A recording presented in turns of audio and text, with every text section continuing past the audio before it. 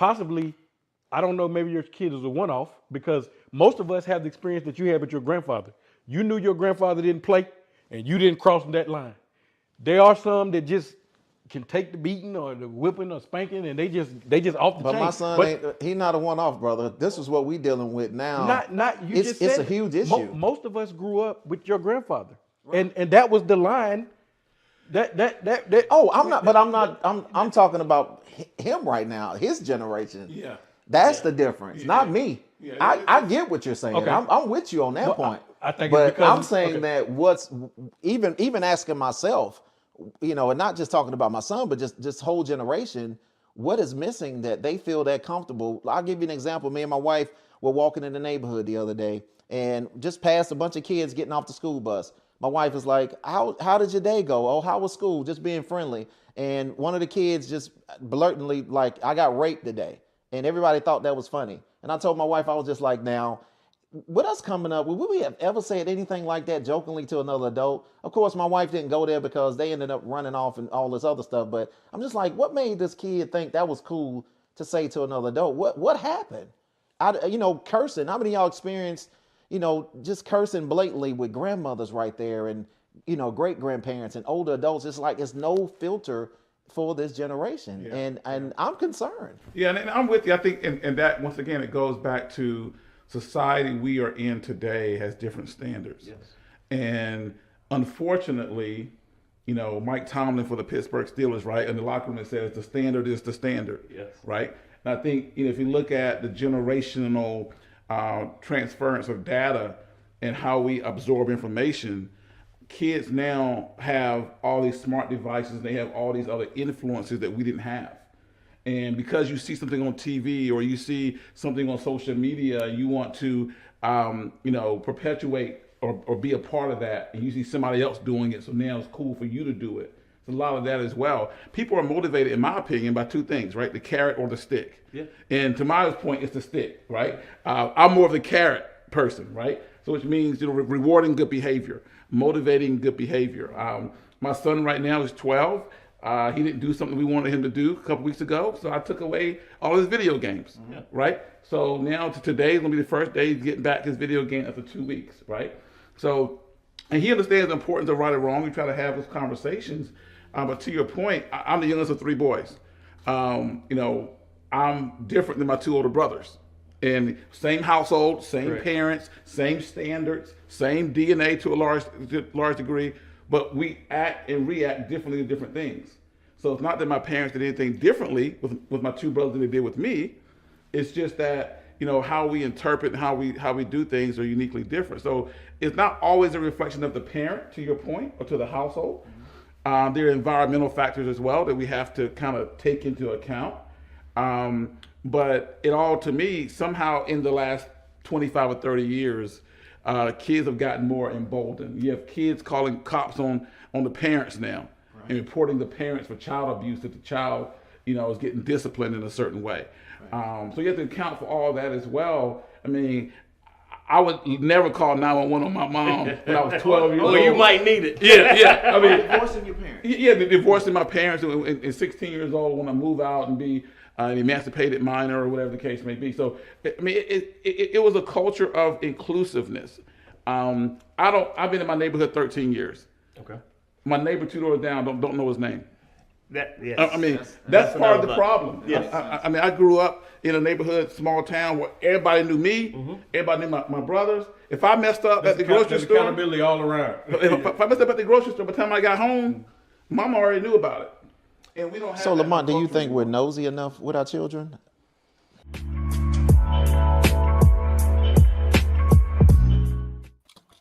God me, oh great Jehovah, pilgrim in this barren land. Boy, that whole series when we shot those videos brings back some great memories. Even the conversation I was thinking about. So, good evening, good afternoon, everyone. Welcome to Higher Definition Radio. I want to thank you for joining and watching. Tonight, you're in for a treat. It's all males. I already got the comment, where the women at on the show? Why we ain't getting no women? Timothy, if you went to church today, lets us know. how women should be viewed. So I don't even want to get into that conversation with Everett always brings up about women. So I'm gonna keep this, peaceful today. Boy, I gotta start off with just Showtime, the celebrity mechanic. When did you move into the celebrity mechanic stage? And why you got them glasses? I know you your whole life. You ain't never want no glasses. What's going on, sir? Listen, first of all, let me say it has been such an awful long time since I've been with the good guys and gals over at That's My Mechanic and High Definition Radio. Listen, these glasses, I'm getting older, Mike. With age comes a little difference. And so I'm waiting for the right age to get LASIK. So right now, these are just reading glasses, and I was told to make me look more important. So when I say something, people gravitate and believe it more. There you go, Malcolm. Listen, I've joined the club, Mike. You're the only one that don't got glasses. Oh, I ain't even thought about that. Yeah, and that lets me know people lie in Columbia, South Carolina also. That if them people telling you that in Columbia, they out here lying in Columbia, South Carolina to you also. But that's good, sir. I mean, it's been a minute, man. We good. Glad to have you, and we look forward to talking to you. Mr. Davis, how are you, sir? I'm doing well, sir. Always good to be on the show with Showtime. It has been a minute, but good to see you, celebrity. Good to have a celebrity on the show. Good to be working with E again. It's been a minute. Good seeing you, E. AJ, always a pleasure, man. Looking forward to a great show tonight. Of course, Lamont, who never has any questions, so we don't know what's going to happen. So we'll buckle up, see. He'll be a left. Looks like we done lost somebody else with Chester. Everett got that Chester going tonight, too. Yeah. It might be his bionic knee he got. Everett just... That's the war. Well, he said he had just switched his internet to GG's in Rock Hill, so maybe that's what's hurting him. I don't know. But had a good week, man, and like I said, just looking forward to an awesome show, man. Man, that's good. Let me go to Everett next, man, before problems come up. Is it the bionic knee? Everett, welcome back, sir. Man, I don't know. I think bad internet might be catching. I don't know what's going on. I think that need and interfered with your router. Oh yeah. The mail went and threw it off. That's Yeah, man, we going all right. Had a rough week last week. Lost my brother-in-law. So my condolences. We flew out there to take care of that, and so we back and trying to head on into the new week, fresh start, and glad to be back on the show. And I saw what Deidre Doby. Shout out to you. She just got married. You see that? I did. Congratulations. I guess we need to call her Dee now. Deidre Doby. Yeah. I don't know if does that rhyme, Deidre Doby? It's a mouthful. It's a mouthful, yeah. So shout out to you. Congratulations to you and your husband. Wishing y'all much prosperity and blessings in this marriage game. As everyone on here is married, and we all know. We all know. I saved the best for last. AJ, it was great to see you Thursday. You put on a marvelous event. Appreciate it. Great conversation, great to interact, and I want to say thank you for allowing Higher Definition into that circle, into that space. Definitely some great contacts were made. How are you, sir? I'm doing great, man. I'm doing incredible, man. Hey, Lamont did a great job Thursday. The Education Town Hall event that we did at Clinton College with the Rock Hill School Board members, Dr. Montreal Belton, Jennifer Hutchison, who is the vice chair of the Rock Hill School Board, and Lacey Daniel, who is a large member. Man, I can't say enough about what Lamont brought to the conversation and the information that was shared with the community, and allowing the community to be able to have that dialogue with the Rock Hill School Board members. Man, it was a very successful event. And, basically Clinton College, they already reached out to me and said, hey, man, when is the next event? We want to provide that environment for you to do it again if you want to. So, we'll see what's next. But can't thank you enough, Lamont, for what you added to the event, man. I really appreciate it.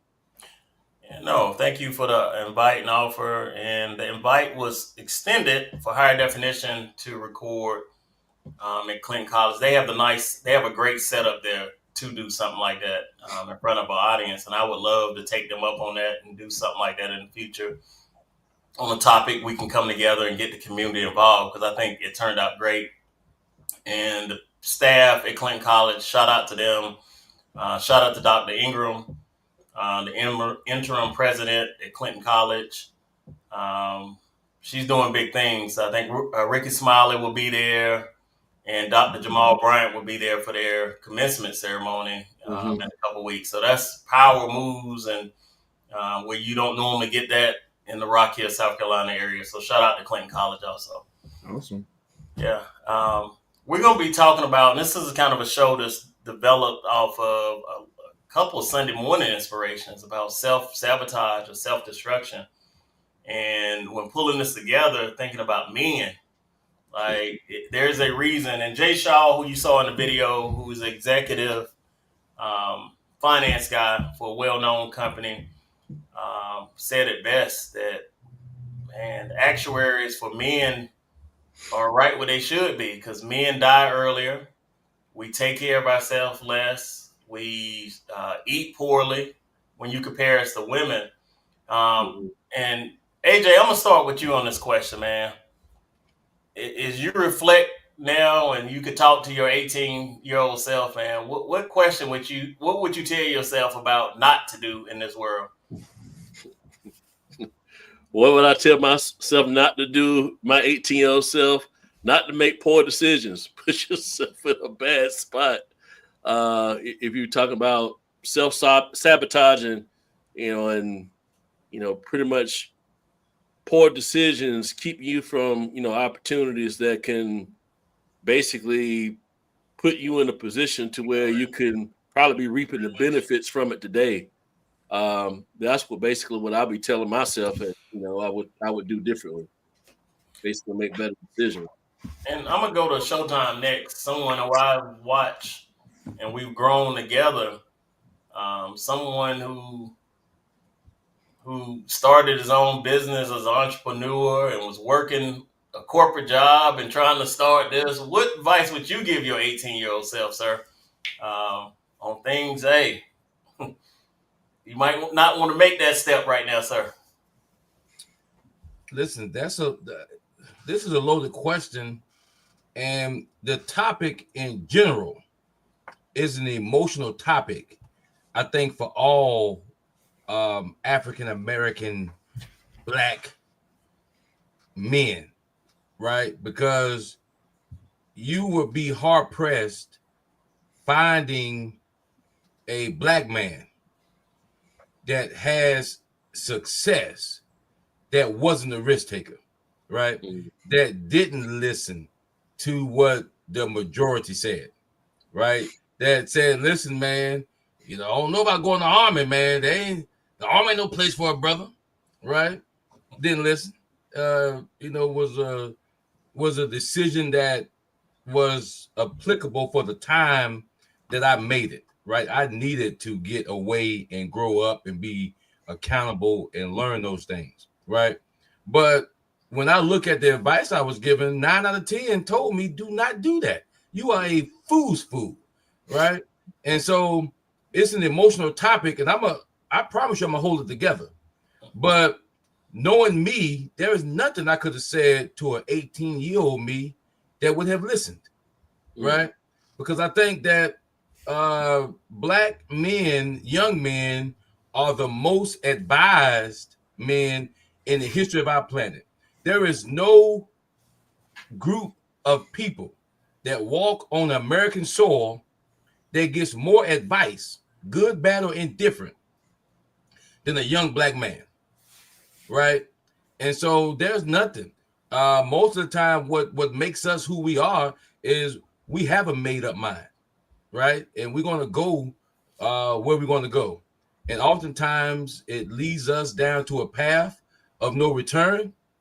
And for those of us that are still standing, right, prayer and faith delivered us and brought us to where we are now. And so there is no advice, Mark, that I could have told an 18-year-old me, because the 18-year-old me was going nowhere fast. And it's one thing to go nowhere. It's another thing to go that fast. Oh my God. And so and so I'm a close right there because I don't want to take up too much time. But this show here is a show that when they, when Mark called and told me what it was about, I couldn't wait to get started, because we see a lot. I was watching scrolling through the news, and young football player over at LSU was a potential first round draft pick, right? And had his whole life in front of him, and end up getting involved in a hit and run. There was speculation on who was at fault, right? He didn't stay. He ultimately didn't get invited to the combine, right? He's looking at being a failure, losing it all. And these are unconfirmed reports. I just read it briefly, but the word on the street is he took his own life today. And it breaks my heart, right? Because as a ball player, a former ball player, I spent a lot of years in depression that I didn't make it, right? That I thought I could have made it and should have made it, but I didn't make it. And so my heart goes out to everybody that's struggling with self-sabotage, and just the feelings that surround those moments. And listen, I'm ready for the show. Marlon, I'll ask you that.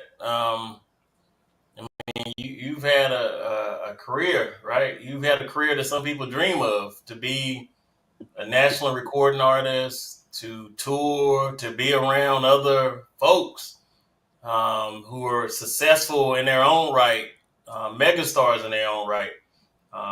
What advice would you have given your 18-year-old self if you could? If you can just go back and say, hey, 18-year-old self, tread lightly here.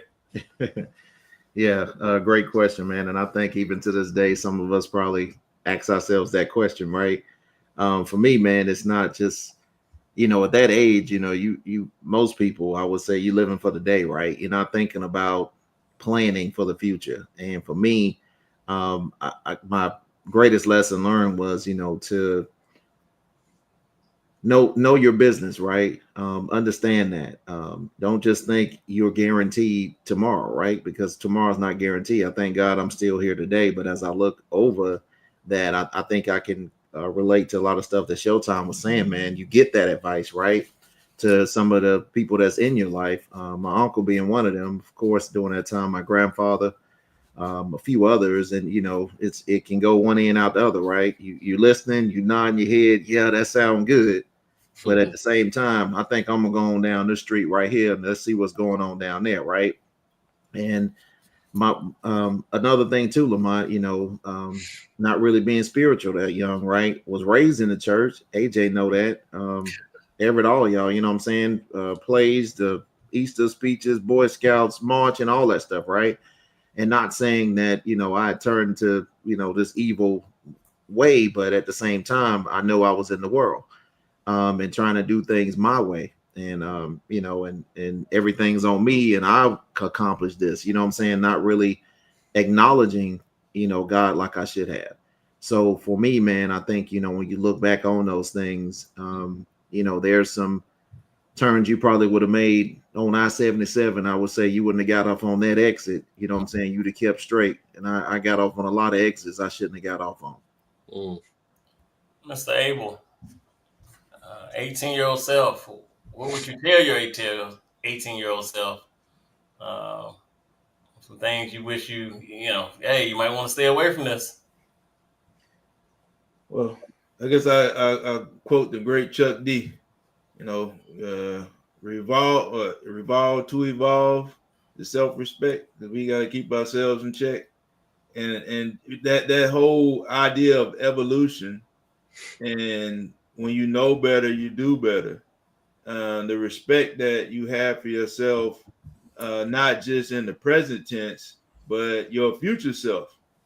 And so let that guide the decisions you make. And I was sharing with a group of people about, and I think a couple of us have some experience with people from India, and people who have been in arranged marriages, and it's a kind of a fascinating deal when you talk to them, because one of the things about that is, like, when you're a little kid, you 7 years old, you start making decisions not just for yourself but for your family. Like, you already know who your wife is going to be. Yeah, you already know who your in-laws are. And so even as a little kid, the subjects you take, the classes you take, the schools you go to, the way you study, the type of things you apply yourself to, the type of things that you stay away from, you're making those decisions on behalf of not just you but your family. And that's one of the things that I would encourage people to think about. Think not Don't just think past, because a lot of times we just day to day trying to figure out, especially when you're young. But you got to learn how to think past today, and then get to the point where you think past yourself, and start making decisions for people who aren't even born yet. Mm. No, and I think for me, probably taking my health a lot more seriously. Like that feeling of invincibility at 18, 19, 20, or whenever that was, I wasn't taking my health seriously enough. Even into my 20s, blood pressure creeping up, getting medicine for that, or talking about changing your diet. And, I'm not taking the medicine, not changing my diet, showing back up. 6 months later, blood pressure even higher, and I'm spending my 40s with the effects of high blood pressure, gaining too much weight, cholesterol. And then it's a lot harder than if I would have took my 18-year-old self more seriously to say, hey, maintain your health. I even share, I forgot what back surgery I had. Hey, the leaving the doctor, even going regular. I have a regular spinal surgeon that I see frequently and I go to frequently. I've had it since I was in my 20s. But I was told, hey, your days of doing physical labor are behind you. You don't need to lift more than 15 pounds. You have screws, pins, and rods in your back. Don't do that. Man, I'm out here playing on 3-on-3 tournaments, playing back. Like, I'm just hard at it, right? just like, man, what you talking about? I feel great. My back feel great, like brand new back. Ah, man. What happens a little bit later? I need another surgery. Like, but this is stuff, and to Justin's point, a surgeon, a neurosurgeon, a spinal surgeon is telling me, and I know he know what he's talking about. I'm not listening. I'm thinking I got this thing figured out. He talking about them other people who ain't Lamont Rashford. And so I really wish I would have took my health more seriously in my younger age. And I know, and we all know, there's a price to pay for all of our health decisions we've made, and it's going to catch up with you one way or the other. And that's every last one of us. Mm-hmm. Everett, I want to ask you about the spiritual growth, because you mentioned growth. Like Marlon mentioned it, like we touched on that spiritual part. Like, how do we sabotage that? Because our relationship with Christ is there. He's telling us what to do. We know what to do. All of us was raised in the church and had a steady dose of church, 3-4 times a week. How are we out here messing that up? Hey, I'm gonna tell you one way we mess it up, and we don't really think about it. And it kind of put me in the mind of this whole situation with my knee. Like, I had a knee replacement, and and I started doing the physical therapy, icing, doing everything the doctor and the physical therapist was telling me to do. And really, I was really working hard with the physical therapy. Like, I was working harder by myself than I was when she was coming in. And then I got over the hump, and I felt like I had more mobility, less swelling, less pain, and I slacked off on my exercises. And then I felt that I was regressing some. And and that the same thing happens spiritually. I think a lot of folks come to Christ for a lot of different reasons. There are people who, own drugs or whatever and come to Christ to get off drugs, or have any number of problems that will drive us towards Christ, and rightfully so. But Christ didn't just die for you to stop doing drugs, you know what I'm saying, or gambling or women or whatever it is. Like there's more. So once we feel like we've gotten over the hump, we can't just rest, and we have to keep studying, be faithful. We have to stay in fellowship, and keep worshiping God, and try to get closer and closer to God. And that's one of the things that I believe that I've sabotaged myself with in the past is to feel like I've gotten over a particular hump, and just stop studying as much as I was, or start praying as much as I used to. And a lot of times we wait on bad times to kind of go back to it. And that's one of the things our pastor was saying this morning, is like, I don't wait till I get sick to start praying, Mhm. and so that's one of the things I would try to encourage people. There's a lot of it we know about, but that's one of the things I don't think we really think about, and especially like when we going through life, man. Folks got kids, folks you married, you got to work, and then even the work in the church take you away from worship sometimes. But we got to get to the point where we are not putting God into our life, but building our life around God. AJ, I know you grew up in a church, a community-based church. Mhm. Sometimes as we get a little older, man, especially as men, we trying to be the man before we are mature enough to be the man. How do we talk to ourselves about those self-sabotaging habits we might have spiritually to stay grounded when we're young? And I think you gotta, to me, I think you gotta remember that, for where you are, the things that happen in your life, where the direction that it could have gone in, you know, in comparison to somebody else. You got to recognize that covering that you have over you, God's grace, that covering. So that's how you're able to keep yourself grounded, in my opinion, and keep that connection with God, and be thankful for basically the good times and the not so good times, like what Eric was referring to. To keep that connection as you get older. When you're young, you think you got 9,000 lives. I know, at least I thought I did. But you have moments in your life where there's you're at a crossroads type moment. All of us have experienced that. So it's those type of moments that actually get you right back to God and say, okay, you got my attention. Now I need to keep that connection with you, because I understand that basically you're in control. Because of you, is where I am, or because of you, you prevented me from being in situations where I shouldn't be. So that's how you basically keep grounded and keep that connection, that spiritual connection with God. Showtime. I remember being 18 in the military, born and raised in the church. And Sundays was normally the military rest day. Or you might have KP duty or something. So, man, I'm signing up to go to the church, man. All the wrong reasons, like just to get out of doing work.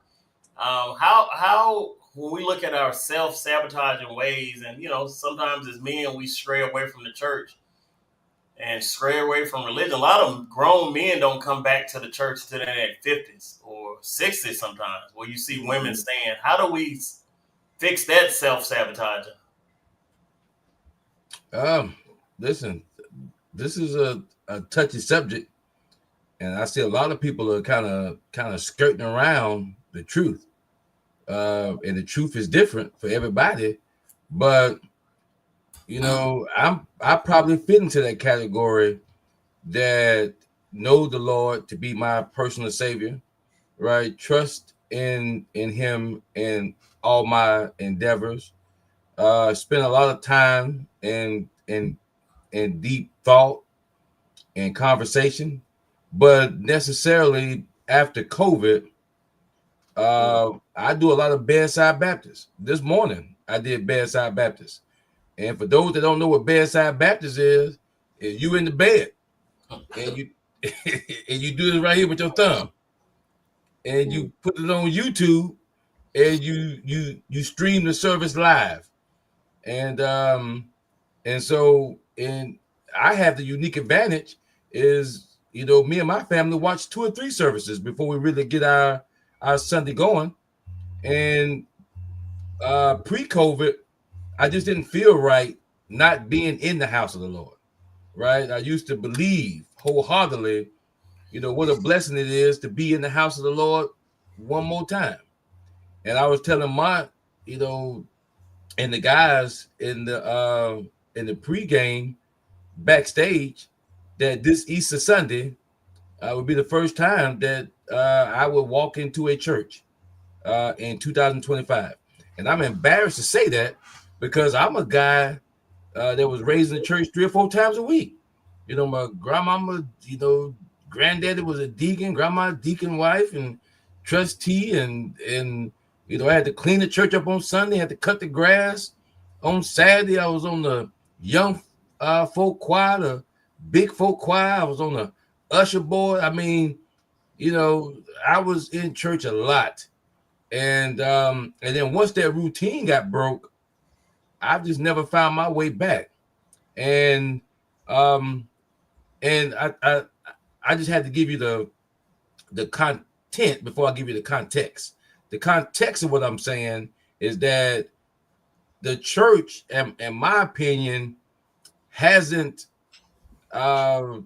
really cast a wide net and went and reached for those, folks that haven't come back. There was a biblical stanza that talks about the Lord with his sheep, and if he lost one, he would leave the flock and go find the lost one and come back and rejoice. For what was once lost is now found. And I think there's a lot of church hopping going on. A lot of people are trying to find their new normal, or whatever that is. But I thoroughly enjoy bedside Baptist, right? And I'm a bedside Baptist fan. I'm able to, my whole family loves it. I mean, we like being able to sit in the bed, lean up a little bit and turn it on and listen to great song worship, listen to the pastor deliver it. And that's where we are now. And so I'm not saying that I'm by myself. I don't know how many people admit to doing that now, but after COVID, we just never really found our way back into a church house.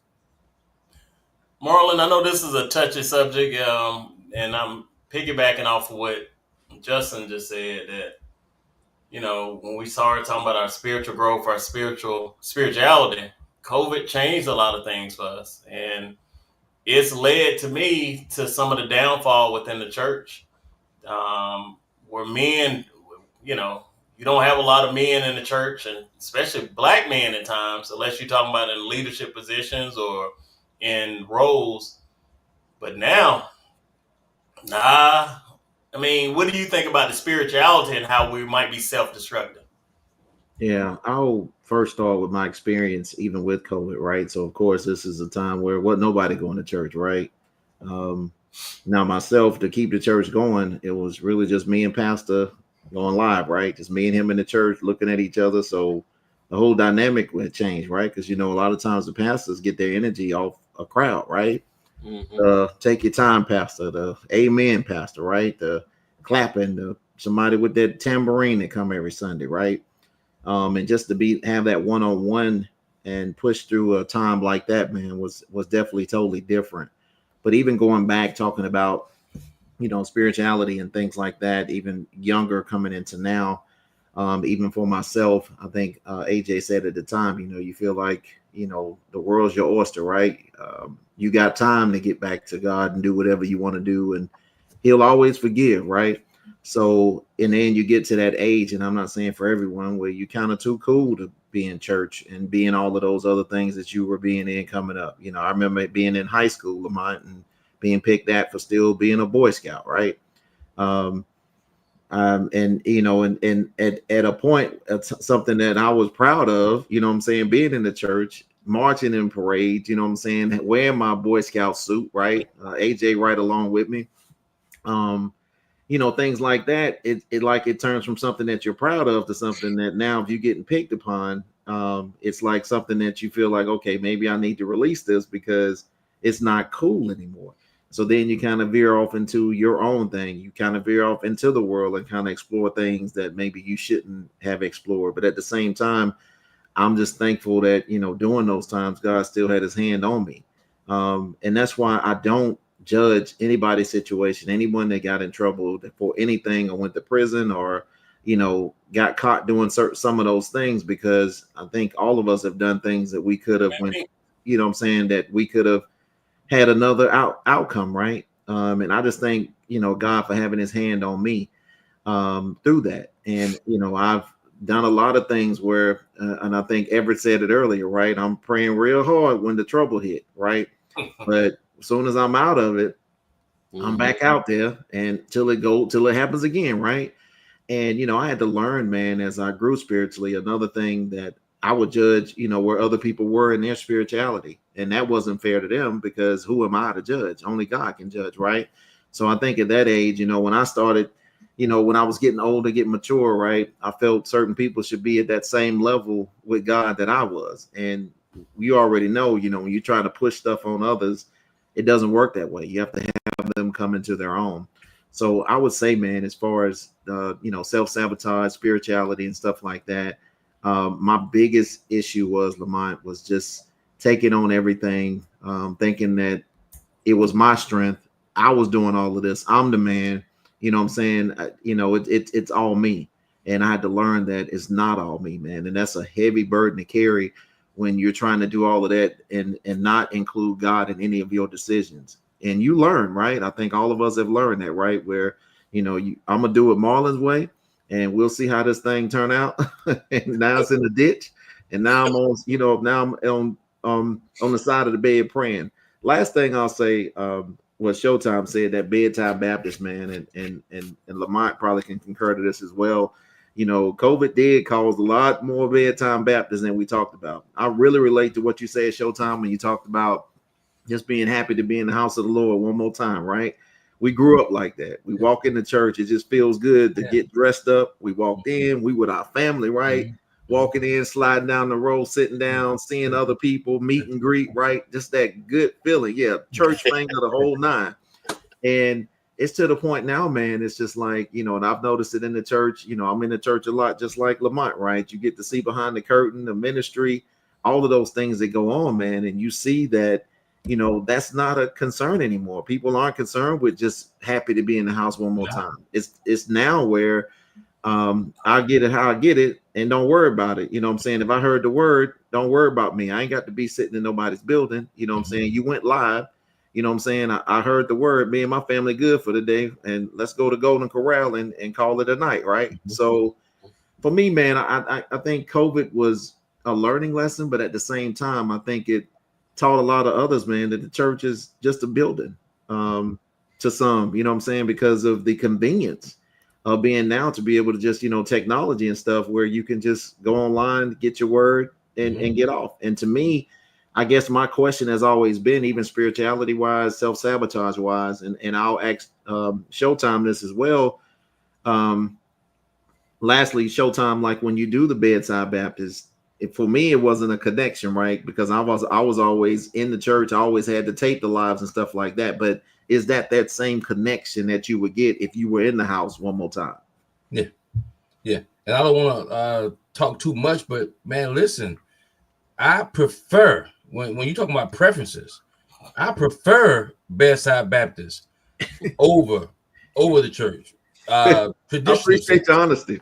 Well, when you're talking about getting dressed, a family of 4, moving 4 people, right? Been there. I know what you mean. 2 of them 11, under 11 and 8-year-old, right? Ironing, right? Getting, get that. Listen, the connection is there because we've stumbled across a pastor that really wasn't our pastor. Like, we heard about a pastor, and I don't want to shout him out, but my hometown pastor has retired. So we kind of looking for a new voice. And I was just telling my wife this. I'm making it real, real short. I was just telling my wife this 2 Sundays ago. And it was a real conversation. Like, God forbid, if something happened to us, who's gonna do the funeral? Right? Because we have no relationship anymore. Right? And I'm not sure how many people even think about things like this. And you got the right insurance. Somebody gonna preach it. You got to worry about that. You got a point. They're gonna take care of it. They'll make up something about you. So Marlon, we are interested in going back into the house of the Lord one more time and volunteering and doing work and all those things, joining the ministry just to show good face and good deed, and for somebody to be able to speak highly upon us, when that ultimate judgment day come. But other than that, if I didn't care about somebody standing flat-footed and telling everybody, what a great life I lived, if that ends up being the case, then I would stay Bedside Baptist. But right now we're interested in getting back in there, so I'm looking for a young pastor. Give me an 18-year-old pastor. I'm tired of getting with these 65 and 70-year-old pastors. Listen, sir, I'm 45 and you 70. Listen, how many more of these I got to go through now? So, I'm looking for a young pastor. Give me somebody that was called at the age of 15. I want to join that church. Wow. Hey, I want to join that church. That way, I have he can the dynamic of the numbers are in my favor. Hey, it's something to be said about fellowship, man. In Hebrews, it tells us not to forsake the gathering together. And then you think about what a lot of times we think about what we have to gain, but also you got to think in terms of what you have to offer. You Justin Showtime McMo. Think about their young kids who might not have fathers in their lives who can be influenced by, but not just you, but the life that you live, the experience you have, and just by seeing you as a father, could teach them more about being a man and being a father than anything they can run into in a book or a class. Oh man, and wanted to thank you for that shot to Justin to come to Solo. He has a home church, Union Baptist Church, 1195 Hansmere Road, Rock Hill, South Carolina, with the pastor Eddie Francis Jr. No, Eddie Francis the third. Let me get this straight. He just need to come back. I think, and I don't want to. What is your pastor 15? Yeah, I don't want to harp on this too long, but how old is he, Mike? He's all right. He's my age. He's 49. And he older than you, Justin. Yeah, and he got 5 kids. So yeah, your 2 can play with his 5. I mean, one of the troubling things I think about sometimes with spirituality, you see a lot of times when young people are killed, unfortunately, at a young age, and you got folks begging to get them buried somewhere or someone to preach their funeral. And that's not the only reason, but these folks ain't stepped foot in the church in 10, 15 years. And you looking for somebody to say something nice, but how comfortable is that just to have someone say a few words? But that shouldn't be the only reason. I'm with Everett that our legacies around other believers, our legacies around people who can look at you, and we look at some of the senior deacons, the senior ushers, and speak highly and want to mimic or imitate that because we saw Christ in it. We might not have wanted to hear every time they talk because we thought they were being hard, but they were examples in our lives. I think you're cheating other believers by not coming to church. And that's my personal spiel to you as a friend, as a relative to you, Justin, that you're cheating other family members, other people who can see you as a shining light, as an entrepreneur, as a black man who's been very successful, who moved away from his hometown to start his own business. So I invite you not to wait on the pastor to connect with you, but you connect with the pastor and say, hey, man, I've been missing this, and we need this as a family. Sorry, I don't mean to get on the tangent, but that's it sound like you're picking on the mic, but no, I'm gonna pick on myself a little bit if you don't mind, because man, inertia is a powerful thing. Like once an object is at rest, it tends to stay at rest. And I the church I attended before I got married, I was all over the place. Like I had my hands in everything. Like I was doing something the whole service. I would get there, and I tell you, I would get there at 7 in the morning and don't leave till like 6 at night. And then when I joined my wife's church, man, I walk into a building of people who don't need me for nothing. and I got in the habit of just sitting there listening to the service and standing up and clapping when I'm told to clap and sitting down when I'm told to. Man, that is very comfortable and easy to get used to. And now I'm trying to get out of the habit of actually engaging and actually working and helping out, and instead of just being a sponge and taking just taking. But yeah, man, I'm telling you, man, inertia is powerful.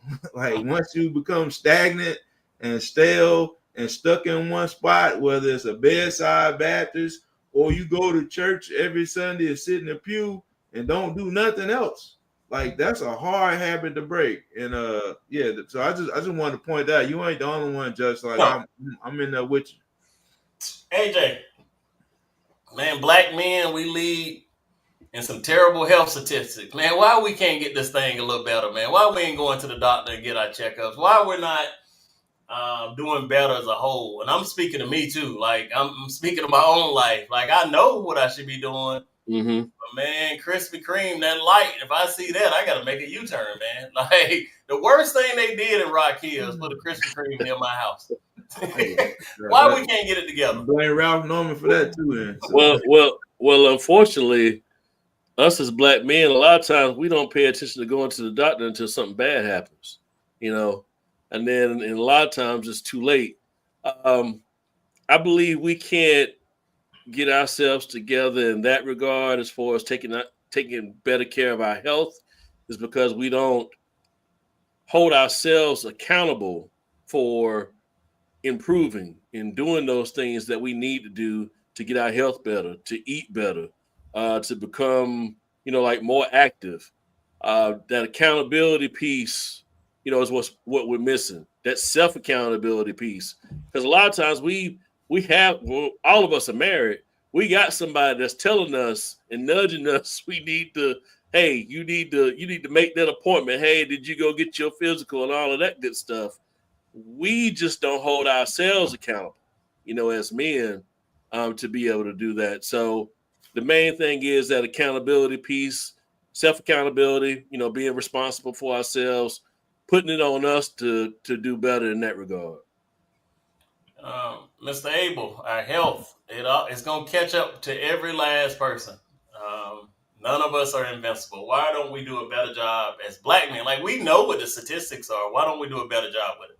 Well, I'll say one of the things that lit a fire under me, or at least made me consider my health more, is I had two friends that passed away, like people my age, a little bit older, and like when you see the look on their mother's face, mm-hmm. I just said to myself, like I don't want to put that look in my mother's face, and like those mothers are never gonna be the same, and there's nothing you can say, ain't no card, no hug, nothing you can say to change that. I mean, and I just remember that, like I don't want my wife to have. And again, some things can't be helped, man. Like if it's the Lord's will, it's the Lord's will.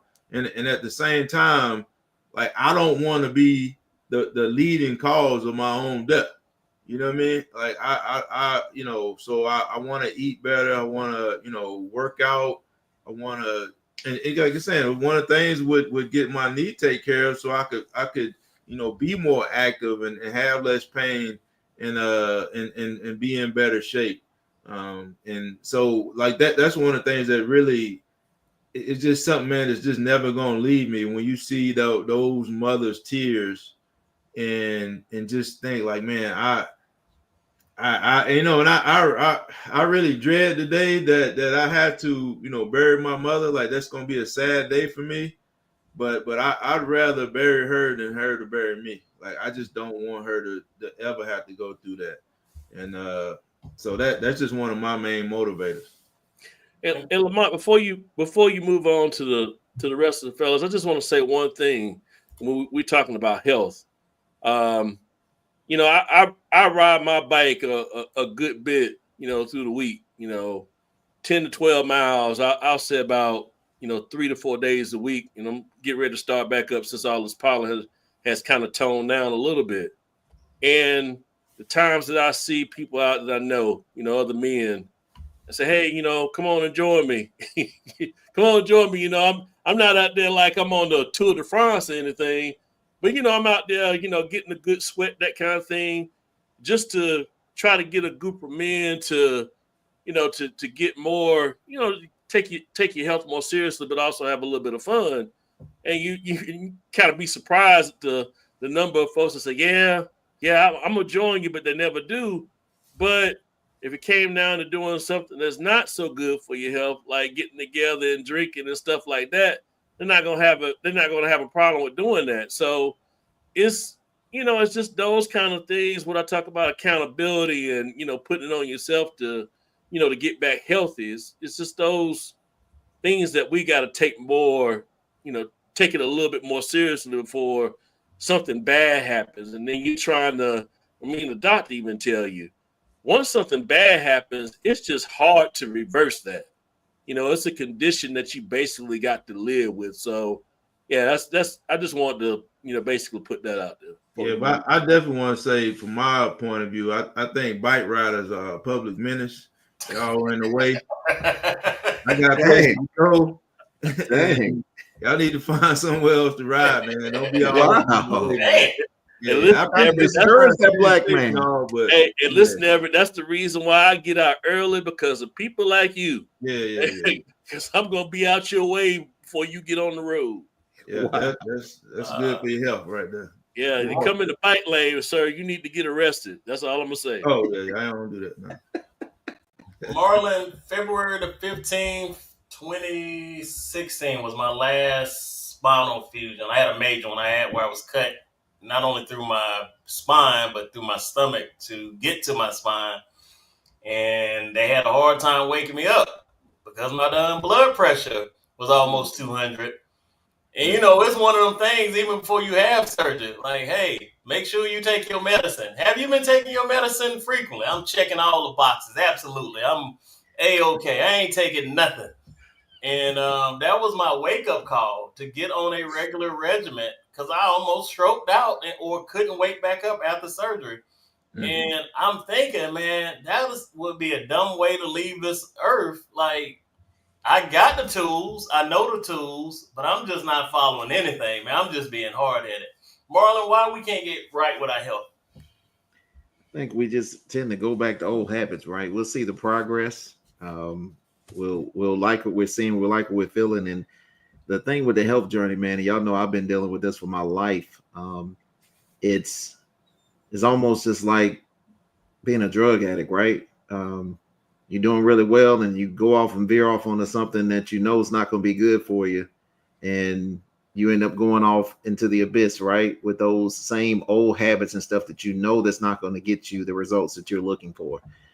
I still thank God to this day that even though I've always struggled with my weight, I've never been on, you know, thank God again, no medications. I've never had high blood pressure, all of those things. So that's been a blessing. But at the same time, it's just like reality check, right? You know, you're a black man, you're older, you're overweight.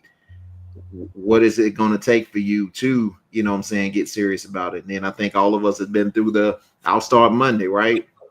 And you get the Monday, Tuesday, Wednesday going well, Thursday went okay, Friday, next thing you know, it's convenient you as somebody drive through getting a number 2. No, it ain't no good for you, right? I'll get back right Monday, right? Then that Monday coming and then next Monday coming. I think, all of us can relate to our start Monday, right? But it's like we talked about earlier in the show. We know what we need to do, right? We know what can happen. I've experienced what E talked about. I've seen people my age, and I understand exactly what you talk about. E, when they pass, it's just like, man, um, you know, I thought I would have a long time here, but you just never know, right? I've had good friends hospitalized for things that they could have avoided. Even like Lamont talking about, being diabetic, knowing things that they shouldn't be eating, and still eating those things and putting themselves in diabetic comas and things like that.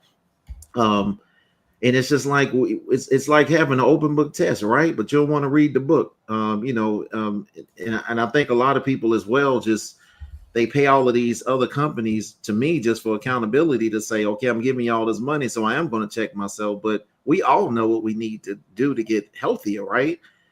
We all know the education is out there for free, right? It's not where you have to go lift a rock up and find out, you burn more calories than you take in, something's going to happen, right? Mm-hmm.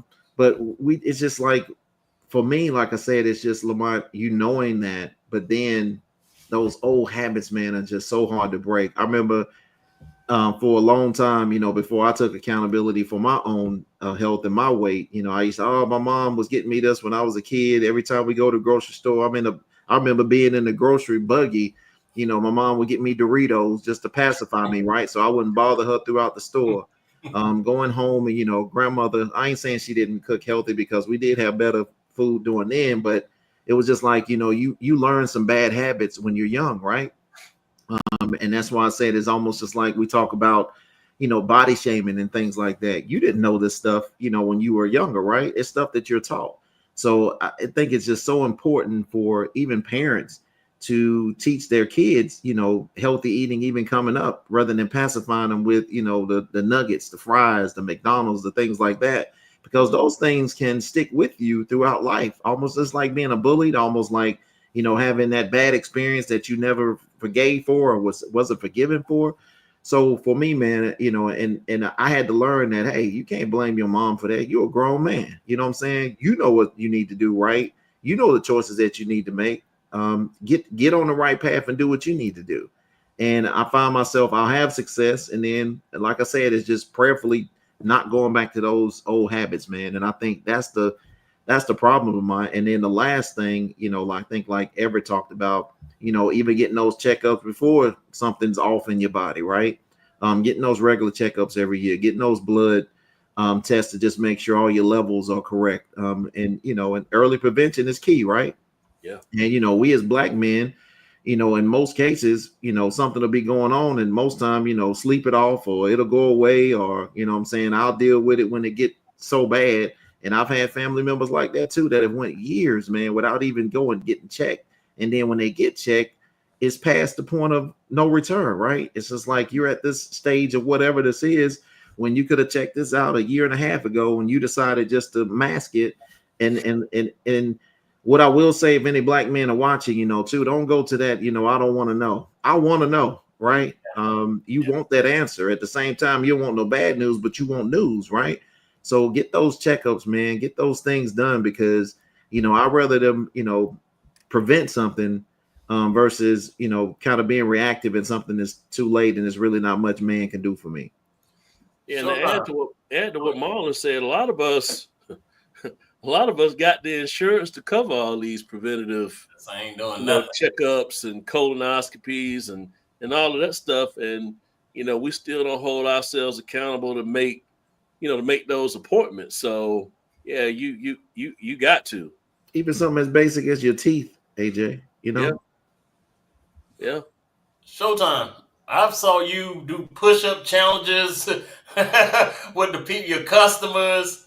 I've saw you do a lot of stuff, and I already know what it is. It's to motivate yourself to stay at it, and the competitive nature. from a health standpoint, man, why is African American men we can't seem to get this right and do better with our health? Listen, I'm gonna say what everybody's scared to say. We don't trust them. We never have trust them, and I'm not sure how many more generations we have to go, but we probably never will trust them. And them is the medical professionals. I think in the Black community, we've always historically been guinea pigs. We've been test subjects, and we've been misrepresented in the medical industry. And things are a little better now, I guess, in relative to how they once were. If you're talking about the Tuskegee Airmen, if you're talking about, I forget the young lady's name that they tried all of the. You read a lot. Yeah, they tried all the surgeries on her with no pain medicine, right? Oh, no, and all it takes is for those stories to permeate throughout our community in hearsay, and then some factual evidence to come with that. And so this thing is layered. So the first layer is trust. Like when you telling me you're gonna give me a shot, you taking something out or putting something in, and what are you putting in, right? So we don't, we don't trust. And listen, Black folk are we may talk tough, I do all we may be loud, but we're a scary bunch of folk. I'll tell you right now, we are virtual. But let Mont and AJ take off running right now. Me, Marlon, and E are right behind y'all. Watch this. Listen. I see you, Marlon. I see you. Listen, we are a scary bunch of folk, and it don't take much to scare us, right? If it's talking about lawmen, policemen, listen, we don't mind being scared of something. So I think the first thing we got to talk about, and we can't gloss over, is that Black folks don't trust the medical community. Never have. I ain't gonna say never will, but I feel confident in saying never have. Right? Well, I gotta disagree with that, Justin. Like I and maybe it's just from my perspective. I think that Black folks did trust the medical profession probably too much, especially when you talk about some of the examples that you made. But we didn't go because we couldn't afford to go, and nobody had no insurance, and you couldn't pay no doctor bill. But I definitely remember my grandmother. If Dr. Shaw said it, it was in the Bible. Keyword, grand. That's the key word. What I'm saying is that we had that respect, but now I think what we have now is that a medical profession that works in a lot of ways. I don't want to disparage everywhere, but in a lot of ways they kind of work like that 5-minute oil change. Yeah. Like they just in there zip zip zip and run you out of there, and you don't develop that relationship. Like my grandmother knew her doctor, and if they saw each other in the grocery store, they would have a conversation. Now, if I walked into the grocery store and saw one of my doctors, like we would just walk, they wouldn't even know who I was. And we don't have that same relationship. And it's the same way medical, it even in ministry. Like it's about building relationships, so that builds trust. You know what I'm saying? I'm not talking about, listen, once you get 65 plus and you get close to glory, you going to the doctor. You trying to preserve as much time here on earth as possible. I'm talking about everybody else other than 65. I'm talking about 25, 30, how I go see, 35, 40, 45, 50. Right about 50, you start taking stuff serious and you start going to the doctor. But ain't nobody on this panel going to the doctor 2 times a year in their 20s. By a show of hands, how many of y'all in your 20s was going to the doctor 2 and 3 times a year? Well, I was gonna say that, Everett. When I was in the Navy, we were doing the regular checkups. That's it. I think twice a year. I wasn't. That's the listen. What don't make. The layers is, I'm just talking broadly. Trust. Black folks generally don't trust medical professionals. Now, once more African Americans were introduced into the medical profession and became doctors and lawyers and all those things, then that created more of a pathway for somebody to shoot it to you straight, right? But then on the other side of that is most black folk, and this is all folk, I don't even want to put black on this one, is where you are in life, right? And I'm not going to say I'm talking from first-hand experience, but there's a lot of folk that are not where they want to be in life and wouldn't mind if things didn't work out in their favor. What I'm saying is most folk will say, listen, I don't have time to be trying to go to the doctor, right? I'm self-checking. How do I feel, right? How do I look, right? And those things are the checks that we make. And there's a threshold inside of each person. Whereas I don't feel good, right? And then people ask you, you mean, does we call the ambulance? No. I don't feel good. You call the ambulance? No. I don't feel good. You may call a doctor? Yes. When a brother, a man, and I can't talk about the women. When you hear a man answer that question, yes, call him. You call him. Other than that, you respect the wishes. And that's the bottom line. Life is too hard. The times that we're in are too tough. And there is a deal where real men got to do real things. And as a real man, you got to get up and go to work. That's the bottom line. Now, if you ain't subscribing to that message, then you are in the group chat that these women have. Oh, sorry, Joker. Don't want to work. Don't want to do this. Want to lay down. Talking about his stomach hurt. Talking he can't stay out the bathroom. You in the group chat. It takes a real man to get up and go to work regardless of what's going on. And speaking on behalf of the real man, if you can get up and go to work, go to work. That's what I can say about it. That logic you using lead to a lot of graveyard visits because that is a tough way. And I'll be honest, me and Everett talked about this Jiffy Lube experience we were having with the doctor. And I had to make a personal thing to seek out African American doctors. So I have two primary care doctors that are African Americans. One is African, and then one is a female doctor. And man, the female doctor that's African American really takes her time, really explains things. The male African doctor I have is very point blank, matter of fact. Hey, you're turning into a fat boy. You need to get this under control. We don't need to put you on all this medicine. You need to make some real changes. And I respect that because I know from a medical side, they have my best interest, but also they can relate to me when I come in there. Oh, then one of the things I had to do is make a more conscious effort to look out for myself when I go to the doctor and not just expect them to look out for me. So I go there with a list of questions, anything that ache, anything that feel right, don't feel right, anything that don't look right, I'm asking questions and I'm asking follow-up questions.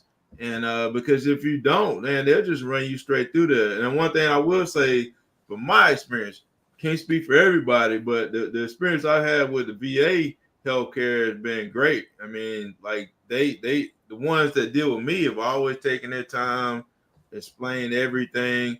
And sometimes I'll be looking at my watch like, man, we've been sitting here too long. And but so it's just different, you know, when people are doing something and they just getting paid by the patient and they trying to get you out of there so they can get somebody else in there, you're gonna have a totally different experience if you don't take that control of that situation. I want to say switch topics, and we got 10 minutes. But I should have said this one at the beginning. One of men's most destructive habits that we sometimes have as women. Man, that you talking about putting you in some precarious spots, or AJ? I'll start with you, man, because you had the right smirk on your face. Uh, how do we guard ourselves? And I'm not saying women are to blame. I'm saying it's us. We just thinking in the wrong manner about life, and it leads to poor decision making. AJ still laughing. AJ like, how am I clean this up? Lamont done set that man up. Oh no, oh man, you got to set boundaries, man. you were setting boundaries in your 18-year-old No, self. no, man, no. Lack of set boundaries, boy, college dropout, all that stuff. Lack of set boundaries was what's going on in 18. But yes, setting boundaries, man. That's kind of lead to them poor decisions and being in situations that you shouldn't be in, dealing with women that you shouldn't be dealing with, that kind of thing. Yeah, setting them boundaries or lack of setting boundaries. That's kind of how you deal with when you saying women. That's a loaded kind of question. That's a loaded baked potato with everything on That's it. loaded because when you're thinking about your 18, early 20s, dealing with women, that's plural. So Sour cream, bacon, cheddar, My chili. man wife watching. So next question. Marlon, there's some 60-year-old men who ain't got this right, ain't figured it out. Marlon, Exactly. how do we figure this conversation out? Because we all know, like, it ain't nothing sadder to see that 60, 65, 70-year-old guy still trying to act like he 18 out here. In the club calling women tenderoni. Like, come on, man.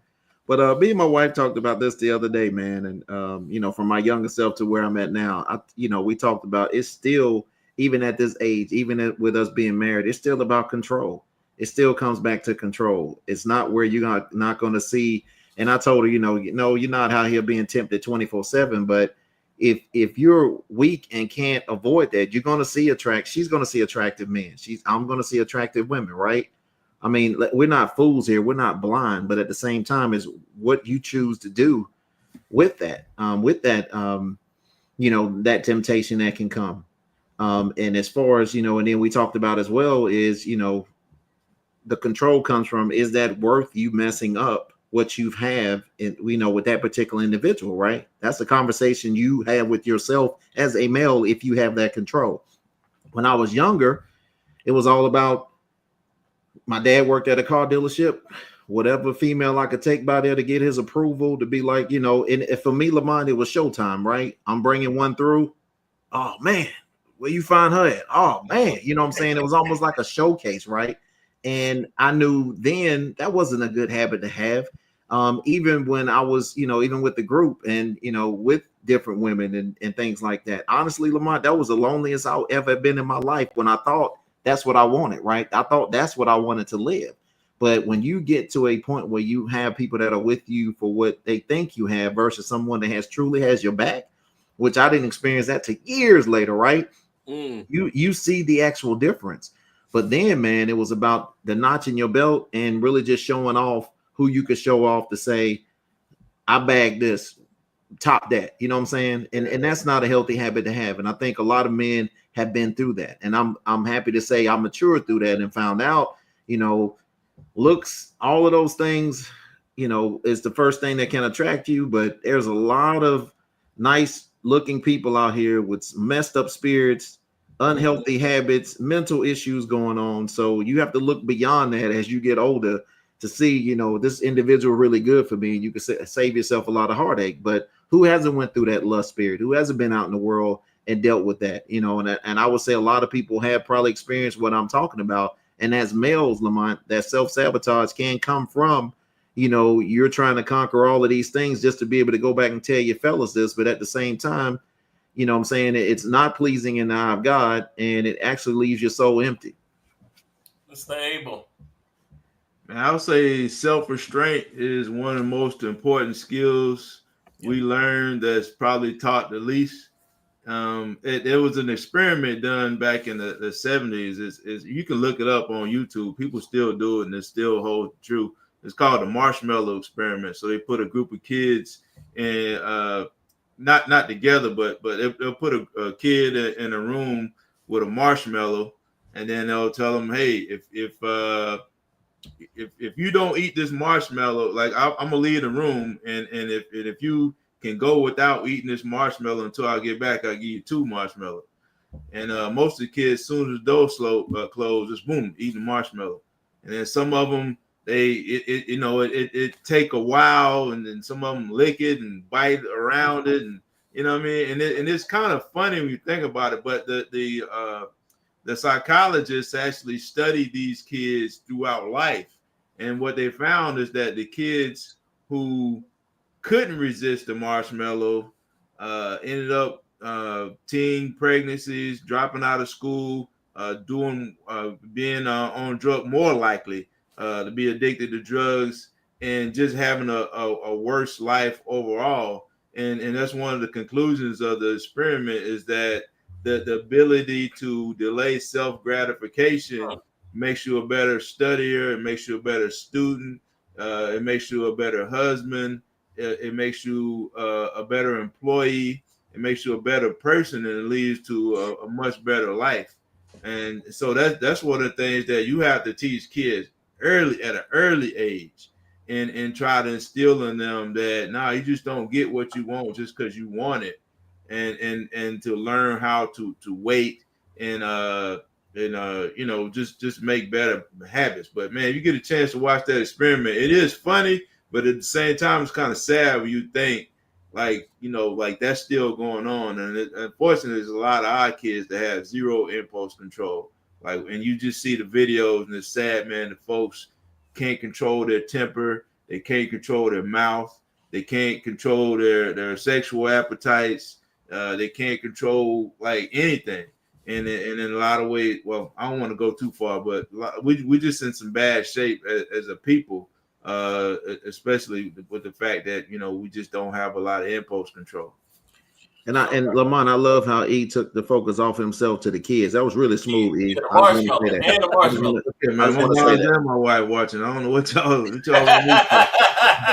That was very smart. E. That's really good. When you incriminate yourself, say blame them kids, right? Hold on, you gonna give an example of marshmallows or Doritos, or what you giving here? Impulse control, sir. What's the question one more time? It's about the impulse control when it comes to the opposite sex, especially when we're younger. I say no. Just say no. Yeah. Hey, go to Reagan's. Oh, hold on, man. All of us have grew up in an environment where, it was applauded, basically, that Thanks. you was like what Marlon said, it was applauded. Especially with your uncles and all that, right? Man. Come on, man. Applauded. You was ticking them off. It was applauded. Showtime, you was looking for that phrase. I see you, boy. Y'all know what I'm talking about. Let's be real. I see you, D. I don't confirm nor deny these allegations. Nobody told you at an early age to just say no. No. I agree. I think, the impulse, right? I think that there is no impulse when you are younger. I think that that's part of the rite of passage. As far as, being a young person in your exploration. I remember my initial dreams, like everybody else, was to make it to the NFL. That was my dream. And a small part of me believed that what came with that is your choice of companion, right? That probably was out of your league, right? And that was a real dream of mine to have the beautifulness of companionship and a whole lot of money to go along with it. And for some of us, we reached that journey, and for the other 99% of us, we don't. And I think that there may be pockets of success you can have within a short period of time, and I think it's more acceptable at a certain age, right? I believe once you get past your mid-20s, that kind of gets played out, and you begin to understand that the real flex is having a life partner that you can go on this journey with, and there may be a lot of disputes back and forth on a number of things, but there has yet to be any dispute of what I'm saying now, that your biggest decision and the greatest determining factor of your success in life is who you select as your life partner. Mm-hmm. If you check that box and check it real good, then you have a chance to do something that's amazing.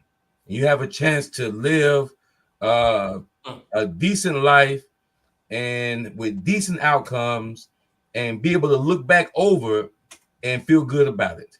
And if you make a decision that is not so good, then pity the choices and the Pity the pettiness fool. that you have to go through. And there is very few that will dispute that. And so when you talk about self-sabotage, you really got to park on this curb right here and really unpack the lust, the loyalty, the impulse, and all those things when it's coming to the opposite sex or a lifetime partner. Because for our young people that are still listening now, and our not so young people that are turning the covers back, getting ready to go to bed, it is a big decision and one that should not be taken lightly. That whatever decision that we make ultimately will determine your success or failure. And so I think that for everybody on this panel, to be married, I think it is a strong vote of confidence that when two becomes one, it is still a good deal. And a lot of our young people are no longer considering it. I mean, they want everything but the event that ends up with a paper signage and a name change, right? They are scared of it in droves. But I just think for this panel, for my shared experiences, I just think it is a good deal when you got two people that are pulling in the same direction, that have the same end goal and have the same eye on the prize. I just think that's still a good deal. And until further notice, is one that I believe in. I guess to keep it short, and that's kind of where I stand on that. Well, good way to flip that again, Showtime. You and E, I appreciate y'all kind of totally avoiding the actual question. I appreciate that. Y'all some very intelligent brothers. But I will say this, man, just full transparency. As you're younger as a male, I had no plans of getting married. That wasn't something that I was going to do. And if the panel's probably honest with themselves, at a certain age, like you talk about your 20s and things like that, men don't stand around and hang out with each other at those ages and say, oh man, I can't wait till I get married. Mm-hmm. That's not what we do. Even when you look at weddings, they throw the bouquet back, whatever they do. Do you see any man jumping over each other, pushing each other out the way to grab that? Why do you think that is? I think with marriages, you don't really expect that to happen. You don't expect to actually meet that individual that may be your best friend or someone that kind of makes you start thinking, hey, marriage may be a good thing. But I can't sit up here and say that, when I was younger, I was like, I can't wait to get married. I would be lying on this panel, right? So I think for me, it's just like, you go off of what you're seeing during that time. You can be influenced. It depends on who was in your circle, right? What they were serious about, what they were doing. And a lot of that stuff we're impressionable with. So for me, man, I would just say, just keeping it real, self-sabotage and things like that. You don't think about it during that time, but if you don't have anybody in your life at that time whispering in your ear saying, hey man, this ain't the path you want to go. This can cause all kind of children, right? You got brothers now with 10, 15, 20 kids, which is the normal, right? You got all these different baby mamas out here. You got all of these brothers doing time behind not paying child support, all of these things that we just discussed, that the notch in the belt and I see you, boy, can lead to a lot of crap. Once again, like I said, thank God, you know what I'm saying, I didn't get caught up in those things. But, you know, if we're really being real with ourselves, man, that's something that we really didn't set out to do. I think, you know, it was something God had a plan for us versus what our plans were for us. And I'm going to leave it there. I want to thank everyone for watching, joining, listening tonight. This went very fast, and maybe because it was a lighthearted conversation, one that as men we can all relate to. On the relationship thing, I'll quote Everett on this. I think a lot of men spend more time on their fantasy football teams and leagues than they do picking a spouse or picking a mate. And if you think about it, that's probably absolutely true. You see the time men put into their fantasy leagues, no matter what it is, versus, you know, looking for appearance. The parlay sheet. Yeah, that parlay sheet. Can't mess that up, B. So in our closing, I'm gonna swing it back around. AJ, you good? Because you was stuttering and stammering at first. Any final words, sir? Man, I was just trying to keep it PG. Hey, God me, oh great Jehovah. I was just trying to keep it PG. well, you kept it. He kept it always PG with blaming the kids. So. Any final words, AJ? Oh man, I mean, as always, Lamont, I appreciate the opportunity for being on the show. Like I said Thursday, I think I'm an unofficial member of the High Definition Radio family. I appreciate that, Lamont. Thank you. But no, I'm just glad to be a part of the show. Glad to be a part of this conversation, man. I had fun, and hopefully everybody have a great week. And looking forward to the next time. Mr. Davis, any final words, sir? I would say, if any young males watching that, are watching the show tonight, that we kind of talked about some things we went through as men, I would just say, think before you make those actions. Listen to that advice that you may be getting from some of those old heads, that have seen those things. Even advice we try to give our children, right? We don't want them to fall in some of those pitfalls that we may have hit, that may have caused some self-sabotage in our life and may have set us back to where even choices that we made, we think about today, if I could only go back, right? I think all of us have probably thought about that. And if you haven't, it's odd, but all of us would want to change something in our life, right? Where we were at, like Showtime said, a crossroads. So I would say with that, man, if you have an opportunity and you having someone solid in your life, a good male figure, woman figure, whoever, as long as they're giving you solid advice, for that pathing, that roadmap that you need. Not just going to be perfection, anything like that, to where you would have less regrets as you continue on this journey in life, man. Lastly, keep God first. No one is in charge of your spiritual journey but you. But I will say from experience, really try to seek God in your decisions, and not try to make those alone. Make him be a part of those things, and pray about any of the decisions before you make those. Because, if you make them on your own, without consulting, praying, and things like that, it could be a different outcome. But that's my 2 cents for tonight. Mr. Abel, any final words, sir? Yeah, I know I got accused of dodging the question, but I really don't want us to miss the point. Impulse control is a skill. You can develop it. You can become better at that. It's almost like a muscle. If you work at it, you become better. And Amy Choi wrote a book called the Triple Package, which she talks about impulse control is one of the most best factors to determine success in life. And no matter what your race is, or your religion, or your economic background, sex, sexuality, whatever it is, impulse control trumps all of that. And so when you learn how to control your impulses, you will study longer. You'll you'll stay away from some of the negative influences, and you'll just have a better life overall. And so I don't want to forget that. And then too, definitely want to give a shout out to my wife's family in Natchitoches, Louisiana. It's pronounced Natchitoches, Louisiana. And so they showed us so much love when we came there last week, and I was just thankful for all the hospitality for everybody in Shreveport, Natchitoches, and Alexandria, as they pronounce it, Alexandria. No, and Everett, continue praying for you and your wife's family. Man, we just never know. So continue prayers.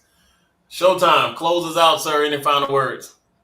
Man, listen, I would be remiss if I did not thank the higher definition platform for the open invite. Almost 20 years you guys have been doing this. If you hadn't reached it already, and oftentimes, Vermont, being a visionary and somebody who has been a real respected advisor in my life, oftentimes you don't get the flowers that you deserve. And for what you've done in databasing the great human stories of your community, one of these days, Big Mama gonna be gone, and one of these days, Pawpaw is gonna be gone. One of these days, we all gonna be gone. But what you've been able to do and capture these stories, these real attainable stories of inspiration and overcoming, and to be able to stockpile them in such a way that you can inspire the next generation of people and maybe reintroduce, the third generation as to who their granddaddy really was. So my hat goes off to you on this lifelong journey, right? You only got about another 7 to 8 years, and you would have been doing high definition for over half your life. I mean, let that sink in, right? And so, man, I'm very, very thankful for what you've done, the people that you've met, the impact that you created in community.